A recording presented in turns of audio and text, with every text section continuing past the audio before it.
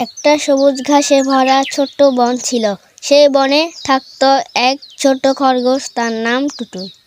টুটুল ছিল একদম গোলগাল তুলার মতো নরম আর একদম কৌতূহলী।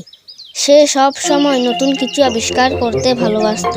প্রতিদিন সকালে ঘুম থেকে উঠে টুটুল খেলতো, দৌড়াতো আর বন্ধুদের সঙ্গে খুশি সময় কাটাতো।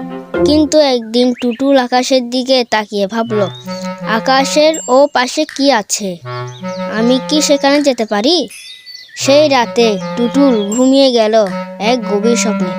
স্বপ্নে সে পেল এক রঙিন পথ, যা সরাসরি মেঘের ওপারে উঠে গেছে।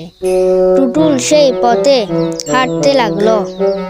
সামনে এলো ফুলের মতো পাখি, মিষ্টি পাহাড়, উড়ন্ত বেলুনের শহর আর একটা ছোট্ট রাজ্য, যেখানে খরগোশই রাজা। টুটুল খুশিতে নাচতে লাগলো, খেলতে লাগলো। হঠাৎ একটা চমৎকার গান বেজে উঠল। টুটুল এসেছে তুমি, রঙিন করে দাও জমিন নবমী।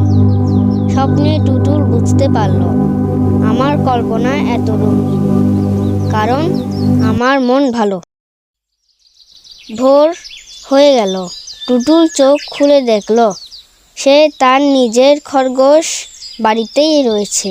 সে হাসলো, বলল, একদিন না হয় সত্যি ওই রঙিন রাজ্যে যাব।